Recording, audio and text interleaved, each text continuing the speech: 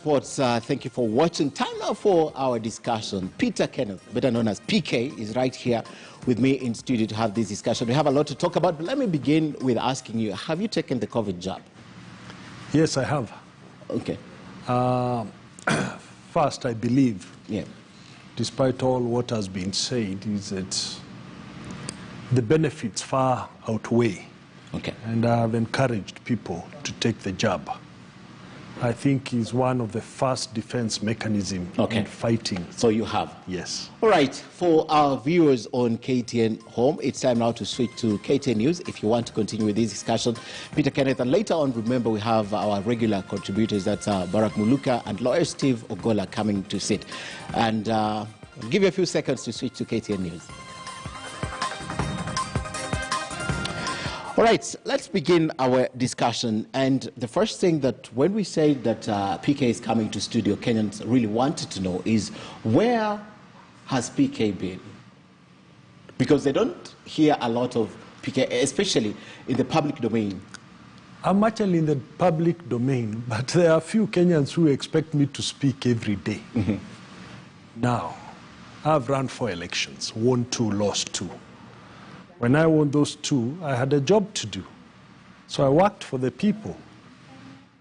In the other 2 cases, one has also to think of how you can serve the country in other capacities by working, by being in your business, but you cannot be in politics on a daily basis for 5 years.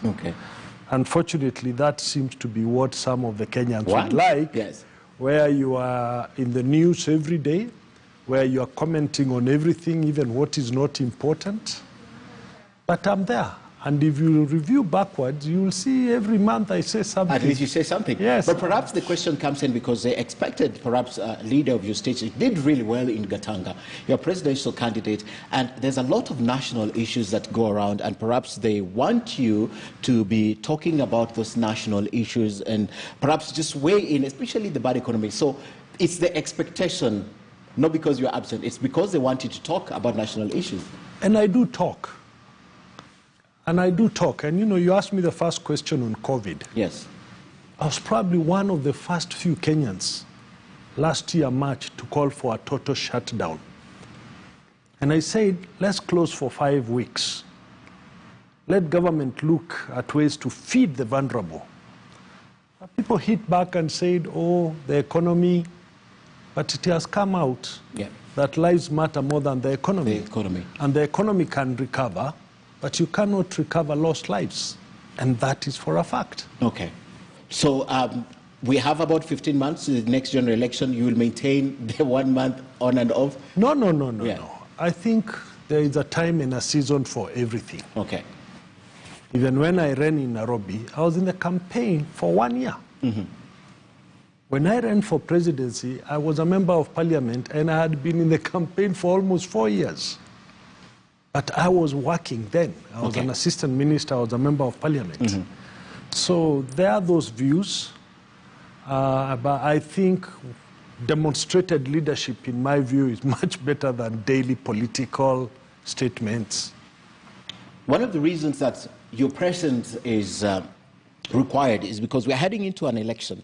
2022 is here, and we haven't seen a clear front runner from the Mount Kenya region in terms of a presidential candidate, or at least someone that we can say that President Uhuru Kenyatta will succeed President Uhuru Kenyatta, and perhaps that's the reason why they want to see you a lot. Is it by default or by design that at this particular time we are yet to see a clear front runner from the mountain who will likely succeed President Uhuru Kenyatta? A leader will emerge from Mount Kenya, believe you me. A leader will emerge. But you also have to appreciate that currently the mountain has a leader in the president, and he's going to be there for another 15 or so months. So we do have a leader in the president. And remember that that is his bedrock of support. Therefore, I am convinced that what is needed in the mountain, because politics are all local, is first of all to have unity within the mountain. And that unity will come because you'll have leaders who will fight for the interests of the people, be it agriculture, be it development, be it employment for those people in the counties. So a leader will emerge. Eventually? Yes, and it is not too late. Okay. In fact, if you look back in 2013, we were 3 of us from the mountain, from that area. But towards the last 6 months is when one emerged. Yes. Yes. Okay. So I'm going to ask you further on that because there was a Limuru declaration that brought in a leader. I'm going to ask you on that. But you said something in March on the 15th, just about a month ago. You said nothing stops the Mount Kenya region from fielding a presidential candidate. The region has a number of major shareholders, and you spoke about stakeholders, and you gave a business analogy in terms of shareholding of this country. And with 9 million votes, the whole of that region, you feel, what you say tonight, that there will be a leader eventually. The 9 million must have someone. Yes. And you can go back to the past elections and look at them. The demographics suit the mountain region by sheer numbers. Therefore, they are an important stakeholder in the future of this country in terms of service provision, in terms of development. They are a major shareholder and a major stakeholder. And as I said at the time, nothing stops the region from even producing a candidate. That candidate doesn't have to be a president. Okay. He could be another position.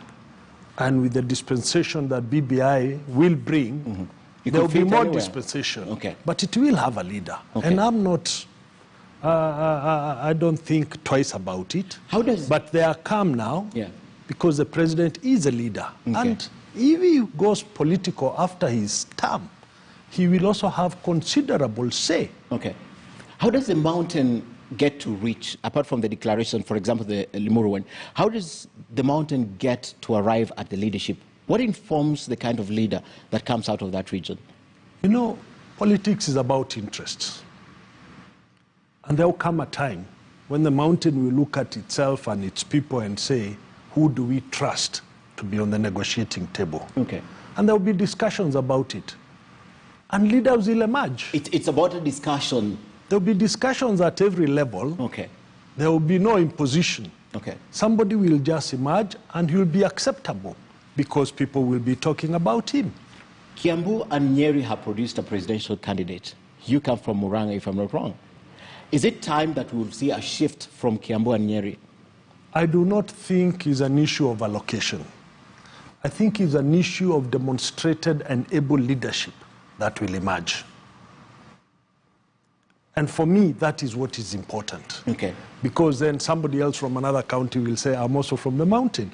For me, I think the issue is purely somebody able, somebody who has demonstrated that he can lead, and somebody who will look at the greater interest of the region and of the country. How integral, how big will President Uhuru's take be on this? What is the stake of the current president? You said he's the current leader and your family behind him, but how big will that? I don't think you can dismiss him. You can't dismiss him? You can't. Okay. Yes, you cannot. He had been there long before he became president. He's been there in the term of the presidency, and if he plays politics thereafter in whichever role, even by sitting back and just giving advice, he has followers. Does retired President Kibaki do the same thing? He chose not to. Oh, it's a choice that is given to a leader that is leaving. Okay. Yes. Okay. I want to play a soundbite here, and this is what you said some time ago. I think it was also in March, about the kind of leadership that comes out of the mountain region. Let's listen to this. Jua ukiona ng'ombe wakati zinapelekwa kwenda kula zinatawanyika, lakini jamii yetu ni kama ng'ombe. Wakati wanarudi nyumbani jioni, wanarudi wakiwa kitu kimo, na wote moja ikiongoza hivi wote wanafuata. If the stake of President Uhuru Kenyatta is that big, do we expect an endorsement from President Kenyatta? Or will he sit with the rest of the leaders and talk about this? I think you don't need to look for endorsement. His support is good if he decided to support a particular person. But from what I've seen in the past, and when you had Ken Matiba, you had Mwai Kibaki, if you look at 1992, the majority of the people from the mountain supported Matiba. Yeah. But when it came to 1997, the majority all went for Kibaki.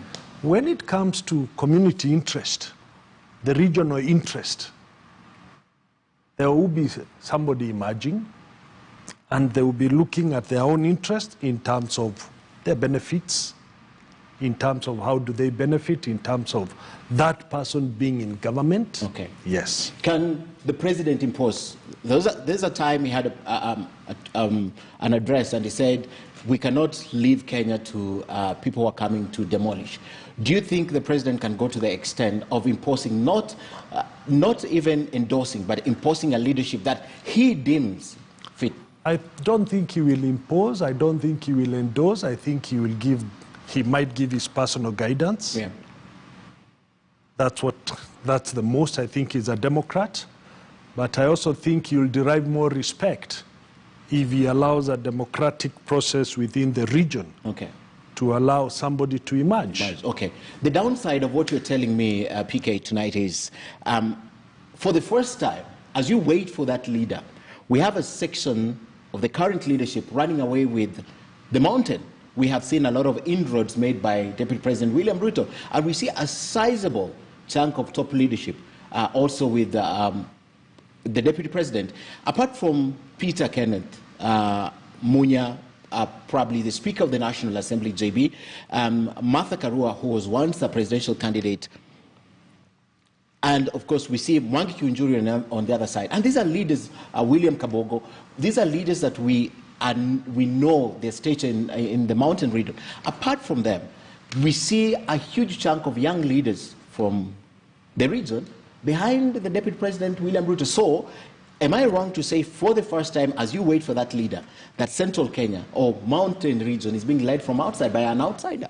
You know, you played a caption for us there where I said at the end of the day, people will converge even if they are divided right now. That's what I foresee. Okay. That the majority will actually agree to back one particular individual as a community leader, as a person they will send to the negotiating table. And we've seen this before. Okay. We've seen this kind of expressions before. But when it comes to that critical time, and we are not there yet. Times have changed. We are not there yet. Yes. Let me tell you, you watch the next phase of BBI, because I think for me, we need to look at the BBI process before you look at 2022. Okay. Because I believe the real coalitions will come after BBI. I believe the real formations for 2022 will come after BBI. And we could have this topic and discuss. Times have changed, PK. I've had that before. Times have changed. I mean, it's not expected that at some point an outsider, and I'm using that word very, very conservatively, would be the one that calls the shot. So you can't tell me times are the same. You know, yeah. I've seen other regions meet, and they're all looking at local support. Believe you me, the mountain will speak when the time comes. Okay. I put out names there. Yes. I put out the names of the Speaker of the National Assembly. Do you see that as a likely leader from that end? JB Muturi? As I said, everything and coalitions and formations will come after the BBI. Okay, but this is not about the coalitions, right. okay? It's about individuals. There will be many individuals coming out. There will only be one individual who will take the mantle. PK, one of them? It's a possibility. I haven't even started. It's a possibility. When I start going out, I will also want to be on the forefront so that when the region wants to decide, I'm one among equals. The reason why that question comes so often, we know that the Vice Chair for Jubilee, you're very good friends. We've seen a lot of activities that you've been doing. We've seen you at Kotubo's, his home. We saw you lead a delegation to the home of Raila Odinga at some point with elders. And it was disputed that that was not the real elders, but we saw you lead that delegation. And I'll take you back. There's a time that there was a lot of good blood, if I may describe it, between you, it's not that it's lost, and President Uhuru Kenyatta. And at one point, they even said that PK could be finance minister or financiers, having held that docket as an assistant minister some time ago. Let me start with the visit to Bondo. This was a visit between elders. And I was invited by the Council of Elders. You didn't lead the delegation? No, you were just I was invited as by an the elder Council, from no, yeah. as a guest. As a guest, And okay. we were many, the late Paul Koinange, the late MP, was also there. Yeah. The other MPs, we were actually invited to go and see them having a function with the Luo Council of Elders. And I've been invited on many occasions by the Kikuyu Council of Elders. And in fact, were it not for this pandemic, they had planned a reciprocal visit at Kabironi grounds in Nyeri last month. The Luo community now yes, coming. They were coming. Okay. And from Nyeri, the Council of Elders of the Luo community was going to Meru. Okay. So we were actually invited. Okay. And I was very happy to be part of those who were invited, because I also learned a lot of traditional things that were taking place. Okay, I'll speak to you in Luo in a while.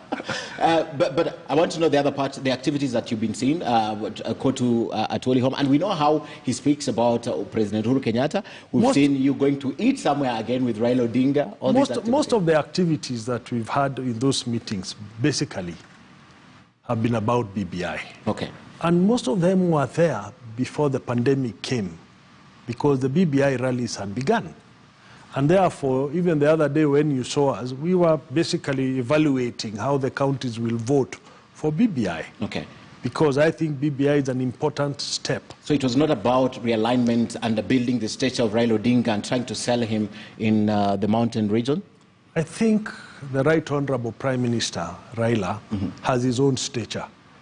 It will not be arranged by some meetings here and there. I think he has a long history in our country. Yeah. Proper introduction, that's what I'm talking about. He's been there. Proper introduction by the elders. He's been, remember, when Kibaki got elected, he went to Nyeri with Kibaki. Okay. And you know, I saw you say that, you know, there is fear about Raila. Exactly, that's what I want to talk about. And let me put it this way. You go back to pre-independence when his father said, no Uhuru without Kenyatta. Then they fell out. And you know, you can differ, but you don't have to be enemies. You can differ politically, but that should not bring enmity. But let me a little just talk about Raila. He was detained by former President Moi for 9 years. He came out and still formed a coalition with Moi. He did not bring any enmity or any anger when he came out. He then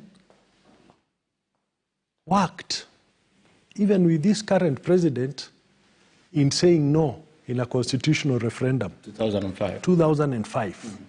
And then they worked together again, 2010. But remember, in between there, he went and supported Kibaki with Kibaki Tosha. The MOU was not honored. And that brought a lot of heat for 2007 elections. Whatever happened, happened. Very disputed elections. We'll never know the winner, because Kriegler said you'll never know the winner. But he still formed a grand coalition with President Kibaki. He ran again in 2013. He lost. He went to court. The court didn't nullify, and he lived on. 2017 is very, very clear to all of us. He ran again. It was heavily disputed. It was nullified. But 6 months after that, the famous handshake came in. Okay. What does that tell you of a man? He has his own sacrifices, his own commitments. He has suffered, but he's still there. Okay. And let me just add this. If you look at many of the political players in the last 20 years, right now, they've all passed under his table. Okay. So if he was a football coach, he has brought out talent. Okay. Most of them, including the deputy president. All of them. In fact, majority. That's what I'm trying to say. I asked you about the endorsements. Would you think President Uhuru Kenyatta will endorse Raila Odinga? I wouldn't speak for him. Would you imagine? I wouldn't speak for him. Yes. But I can tell you this. If they started touring the region together, if they were to do so, It will also be sending a message to the region. To the region. Is the region receptive of an Odinga presidency? As I said, the person who will serve the best interests of the region will get the support of the region. Okay. If he had local leaders who serve the interests of the region, if he himself demonstrated, I see no problem. Okay. As an individual? I see no problem. This is your personal opinion? I'm giving my own opinion. Oh, your own, yes. Yeah. Okay. Yeah. You see no problem.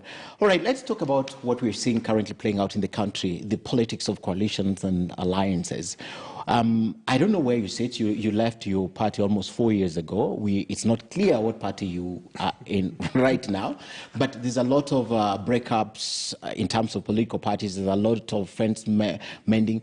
Something happened profound about a week or so ago when we started hearing the talks of Deputy President William Ruto working with Raila Odinga, and then we saw the president come out with Raila Odinga, and people read panic. If Raila Odinga will decide to work with William Ruto, where does it leave Uhuru presidency right now and the few months he has? Is it true that President Uhuru Kenyatta really needs Raila Odinga at his corner right now? It's a marriage, so to say, of convenience. I think to start with, both camps denied ever having any discussions. And I think that's an important point. My own feeling, that was just sheer propaganda that was meant to incite some other parts of politics. I am very sure that the principle behind the handshake between President Kenyatta and former Prime Minister Raila is very intact. And unless they both say it, I think it would be unfair to read other things that are not there, in my view. They have intimated that it's possible, they've worked before, it's possible to work again, and the Deputy President said he agrees with Raila Odinga. One of the Vice Chair for ODM Party, Wycliffe Oparanya, the governor, actually acknowledged meeting, and he said, Raila did not know when I was going, but I told him I'm going, and I went back and briefed him. Forget about the denial from the other camp, that it never happened. Wycliffe Oparanya said it himself. You know, there will be many meetings. I don't think those meetings will constitute coalitions. And I'll explain to you why. With the current coalition, with the current constitution, you'd be looking at two major positions to be the basis of a coalition. That is the presidency and the deputy. When BBI passes, that executive formation changes and you'll have more players in it. Remember, even in that passing, you'll have almost all the cabinet ministers coming from parliament. So they will also be part of a formation. So you'll have serious formations after BBI. And that's why I think it's important for us to see where we get with BBI, and then after that, play real politique. Okay. Yeah. All right. So you think it's actually intact? Yes. Now that you mentioned that, the coalitions and formations, just from the top of your mind, what will the kind of formation between Raila and the Deputy President mean for this country? You know, as I said, they're both denied. And I can tell you this for a fact. They have had no discussions. Okay. And that's why I said that the handshake is intact, in my view. All right. Because so I don't want to have fertile imagination of something that I won't see happening. Okay, but they've worked before. They have worked before. Yeah. What if they were to work again? Again, the dynamics will be, who are they running against? Okay. Yeah. And he sat here, the former Prime Minister, and he told me all factors conspiring. It's not something too remote to think about, working with Deputy President William Ruto. Let's talk about you briefly. And we know you had a good record in Gatanga. You ran for president, and of course, you also ran for governor. What are your prospects for 2022? Where do you see yourself falling? You know, I keep saying we need to be in a country where leadership can be evaluated, where you can see what leaders bring to the table. I believe I have something to offer to the country, and given an opportunity, I can work for the country. Okay. Whatever level that would be? Yes, at whatever level. Okay. And that's why I said there are no handbrakes. The mountain region can decide it would like to produce a candidate. It can decide the other positions to fill. And what will be in that formation is what will work for the country. Okay. We'll take you on your word when that time comes. Let's see what happens.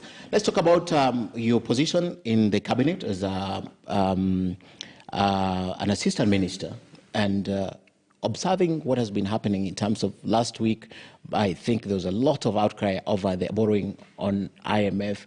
What's your analysis or assessment of the debt level? I think first, there is a reason to get concerned. And I'll say this. When I was in Treasury, the total national debt at the beginning of 2008 was 700 billion. Today we are told is anywhere between 9 trillion and 11 or something. And at the end of the Grand Coalition, I think the total debt was 2.4 trillion, which means it had gone up by almost 1.7. Debt in itself is not a bad thing. All right? Debt needs to be very particular as to what it helps in growing the economy. Because if you don't broaden the economy by bringing in money, if you do not grow the economy, taxes are not elastic. So you have a situation today where you have a budget of 3 trillion, your collections on KRA is 1.8 trillion. 1 trillion goes towards servicing debts, right? You still have to pay salaries, you still have to give default. So you have to borrow money to meet your budget, which means you are in a debt cycle, right? I think it's a high time so that we can address the concerns to audit the borrowings that have been there and to see the impact they have in the economy, whether now or in the future. That's the only way you'll know whether these debts were good or bad. So in the meantime, we're talking about things that probably we have not properly interrogated. We need to audit. Okay. As I said, debts in itself is not a bad thing, but it has mushroomed in a very fast time, and we need to take stock and say first, how much do we owe? What was the impact of what we borrowed? Is it now or future? But we need to broaden the tax base so that we can collect more to service the debts to come out of the debt cycle. PK, as if we're not overtaxed already as Kenyans, you would propose that as a finance I'm not minister. saying you tax more. I'm saying you broaden the tax base by expanding the economy so that you have more contributors. People are empowered. Yeah. All right. So if that debt goes to opening up the economy, it's a good thing. It's a good thing. If you were the finance cabinet secretary at this point, would you tell President Uhuru Kenyatta, how would you advise him to deal with the debt? I think I would do an immediate audit. I would do an immediate audit to find out first the actual extent of the debt and the interest rates on these debts. And I would probably tell him, let's move out of commercial debts. Let's go to multilateral borrowing to reduce the rate so that more money can be released to growing the economy instead of paying the debts. Okay. Yeah. But you wouldn't advise against taking because it's unnecessary. It is, yeah. Regardless of how we see it. Now that you're not a Jubilee Party member, I'd like you to give an assessment, honest assessment of the performance of Jubilee government, not in politics, but in terms of growing the economy. Just briefly, what would be your honest assessment? What would you grade it if you were between 0 and 10, 0 being the lowest and 10 being the highest? Let me put it this way. There were too many promises that were given. I'm a believer of doing a few things that will have more impact than attempting to do many things that at the end of the day have no impact. Okay. Or, you know, it becomes too thin to share out. Okay. So first, there were too many promises, in my view. Two, I think the fiscal discipline, in my view, was lacking, was lacking. And if you don't have fiscal discipline, then you have excessive expenses, you have over-tendering, over-quoting, because the fiscal discipline lacks. And I think that is what has been said on very many of their projects, that they are very costly. And I think that's where they need to do a check, and they needed to do a check. Okay. Yeah. Grade it. Yeah. Grade it, 0 to 10. Well, if you look at, I think again you'd have to look at different sectors. If you look at the water sector. No, I just want the one for the economy, in terms of how they've performed. The economy, the water sector would contribute to the economy. The infrastructure would contribute to the economy. The health sector would contribute to the economy. In terms of trying to capture, there was an attempt, but we have not been successful fully. Yeah. So you don't want to put a figure to it so that it gives an impression? I'll give between 5 and 6 out between of 10. 5 and 6, just like dig it higher. As we end, just in about a minute, as a leader of this country, there's a lot of things that have been said about COVID, and we've seen the mitigation that the president has tried to do. Some have helped, and you said at the top they're very necessary. Would you have proposed a different way of dealing with COVID-19 pandemic? First, I am not so sure that the statistics that are being given are 100% correct. In terms of figures of the In terms of figures, death? Okay. In terms of figures, I think virtually every Kenyan knows about another Kenyan dying out of COVID. Yes. I have very dear and close friends in hospital. I've lost others. And I think this pandemic is real, and we needed to take serious and immediate measures.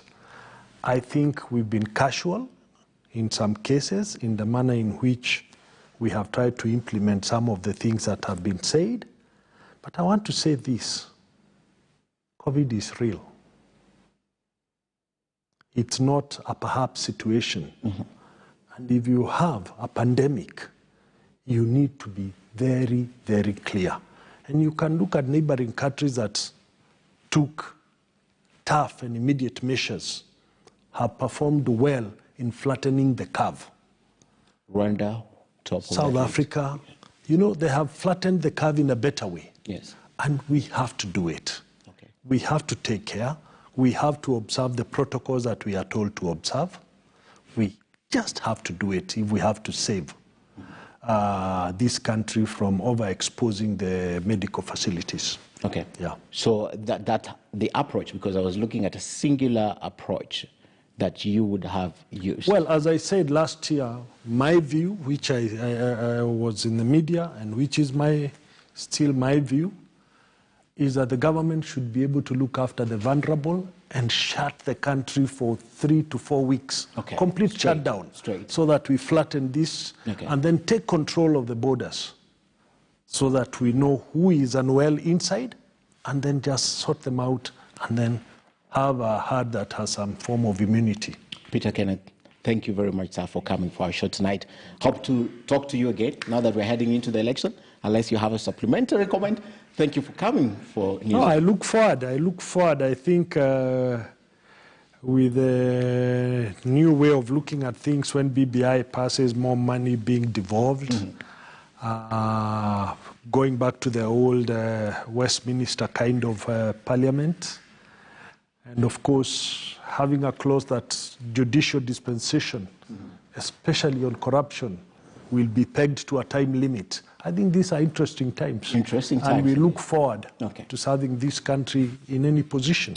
Thank you very much. Thank you. I think that's pretty open, any position, and I like that. You want to serve your country. Yes. It doesn't matter where you're serving the country. Yes. Peter Kenneth speaking to us straight after this. Lawyer speaks like he means it. Steve Ogola sits right here. We're speaking to him together with Dr. Barak Muluka, straight shooting also right after this. Thank you, Peter, for coming. We take a short break. We'll be right back on NewsHour.